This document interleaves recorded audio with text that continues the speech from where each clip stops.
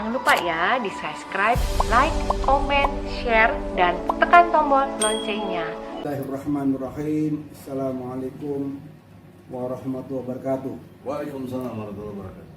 Prof, sehat Prof? Alhamdulillah sehat. Habib khas yang dimuliakan Allah. Masya Allah, barakallahu fikum.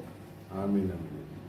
Ngomong-ngomong, kesempatan yang baik ini Al-Fakir, khas sengaja silaturahmi sama antum.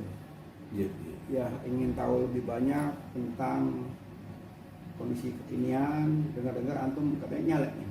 Ya insya Allah nyala. Nah, ini salah satu contoh stikernya. Sil-sil Iya, aja, iya. nama tempat. Masya Allah. Kita lihat. Oh, ada sini. Jadi caleg DPR RI Dapil 3 Jawa Timur, Bondowoso, Situbondo, Banyuwangi. Nomor 2. Nomor 2. Masya Allah. Nah, ini salah satu bukti ya kepedulian seorang Profesor Dr. Iki Sujana terhadap negeri ini ya. Iya betul. Kenapa? Beliau ini sudah segalanya ada. Rumah mewah, harta lebih dari cukup, Masya Allah. anak cucu semua ada. 79. Pengalaman jam terbang sudah lebih dari cukup ya. Jadi masih ingin berbakti kepada bangsa dan negara. Apa sih yang mau dicapai dalam kondisi seperti ini? Sudah nyaman kok masih sibuk mau nyalek. Apa Prof kira-kira keinginan yang masih belum tercapai ini terhadap negeri ya, terutama ya, carut marut hukum. Antum sebagai pakar-pakar hukum, saya selalu ngikutin begitu giginya antum menegakkan kebenaran di negeri ini, tapi cukup susah ya. Ya. Gini, harus dipahami 5 pendekatan secara keilmuan. 1 filosofis, 2 historis, 3 psikologis, 4 sosiologis, yang kelima yuridis. Oke. Filosofis. Dulu Indonesia ini animisme, Oke. bahkan politeisme, Betul. sehingga banyak ajaran-ajaran yang bersifat sinkretis. Jadi kemusyrikan kalau bahasa kita itu. Secara historis datang peristiwa dakwah Oke. lewat Wali Songo. Oh. Jadi Wali Songo dengan berbagai versinya, ada yang kebudayaan, ada yang tentang pendekatan kepada kekuasaan, ada yang lain-lain yang kita tahu semua tentang Wali Songo. Sunan Kalijaga, Sunan Bonang, Sunan Ampel, itu punya ciri-ciri khas yang akhirnya mempengaruhi Indonesia. Berubahlah tata nilai yang tadi secara filosofis itu animisme, bahkan menjadi sinkretisme, itu berubah jadi tauhid. Itu proses dan tidak berhenti kepada Wali Songo, diteruskan oleh Pangeran Diponegoro. Bahkan perang dia 1825 sampai 1830, 5 tahun efektif Pangeran Diponegoro perang melawan Belanda penjajah itu. Kemudian Patimura, kemudian Cut Nyadin, kemudian Hasanuddin, kemudian Tengku Umar, kemudian kepada akhirnya terbentuk partai namanya MASYU, Majelis Kaum Muslimin Indonesia, Majelis Syuro, dari Muslimin Indonesia. Jadi mereka tokoh-tokoh yang mempengaruhi terbentuknya Undang-Undang Dasar 45. Ya, di situ kan ada Ki Bagus Adikusumo, ya, ada Kasman Singoodimejo, ada Safruddin, ada Muhammad Natsir, bahkan ketuanya kan, ada Agus Salim, ada Abi Kusno, segala macam. Pokoknya total dalam pengertian perjuangan itu mereka mampu merumuskan Undang-Undang Dasar 45. Kalau nggak salah ada juga partai Arab ya. Iya, yang kakeknya Alis. Iya, saya ingat partai Arab itu berdiri. Setelah kemerdekaan, partai akan dibubarkan. Melebur ya. Karena sudah including menjadi bangsa Indonesia. Nah, Beda dengan Cina. Kalau Cina punya 2 kewarganegaraan. Oke. Dia tidak mau menjadi bangsa kita. Dia cuma kewarganegaraan. Oh. Makanya waktu itu jadi nama Cina dirubah jadi Indonesia. Oh. Misalnya Lim Suliong, Iya. Sidono, Udon Salim. Salim misalnya contoh ya. Ahok jadi Basuki. Basuki Cahayapurnama. Iya, itu suatu perubahan yang unik. Iya. Dan itu disepakati antara Soekarno dengan Chou En-lai Oh. pada waktu itu. Dan Nah, ini pendekatan Singapura ya. campur ya, dari historis ke yuridis ke psikologis ya, perubahan-perubahan kebangsaan ini.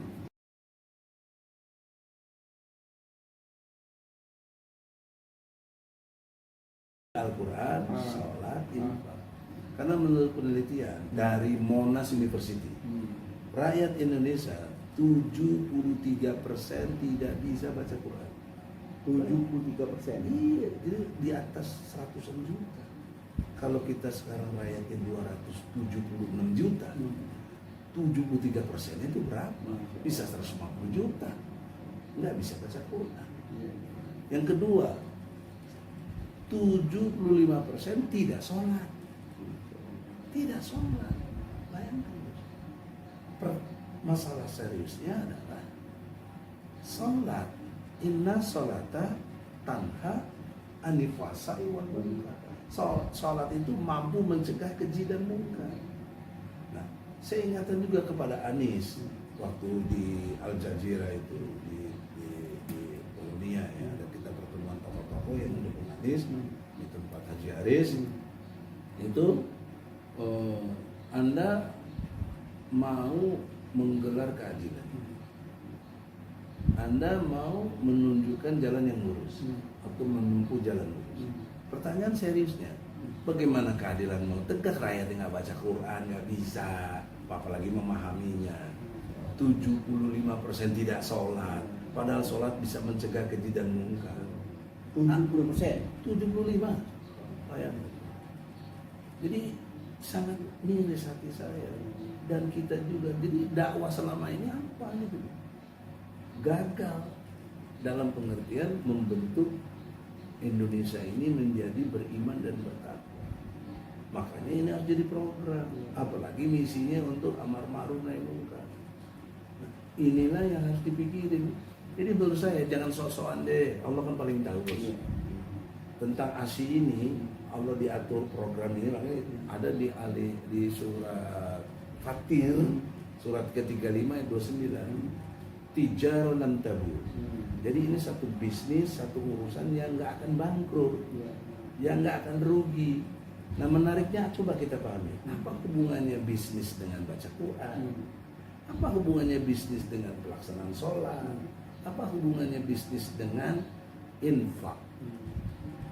Nah menurut pemahaman saya, konsep besar dalam konteks infak ini itu koridornya ada di sodako. Sodako dalam bentuk untuk dari hasil perang namanya ghanimah. Kalau belum perang faid. Sodako dalam bentuk terserah berapa banyaknya itu namanya infak. Sodako yang bersifat selektif dan eksekutif atau spesial itu namanya zakat. Karena ada hitungan-hitungannya. Nah, jadi orang sudah mati pengen lagi hidup itu cuma pengen sedekah.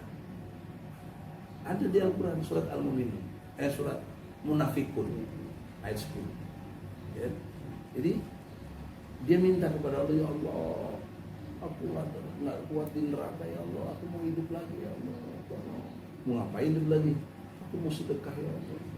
Itu Quran loh. Jadi setelah meninggal ya. Iya.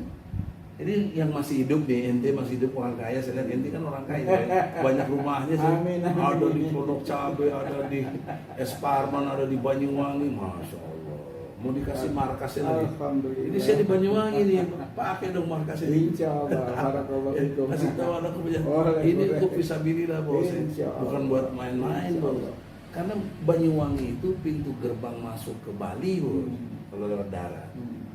Nah itu belum ada saya lihat rest area muslim yang bagus. Ya, banyak sebetulnya banyak. Enggak, Tidak terekspos saja. Ya banyak tapi tidak tidak ada misi kepada untuk Nanti asi ini ini. tugas satu benahi nanti. Ya itu makanya kita bangun Iya. konsep Tugas satu terpadu. benahi, kan udah banyak, Ada rumah tinggal dibenahi sakit, lagi. ada kampus, Iya. ada masjid, ada dormitory. Nah, saya punya gagasan di setiap provinsi nanti kalau takdirnya saya anggarkan, kan saya punya hak untuk menganggarkan.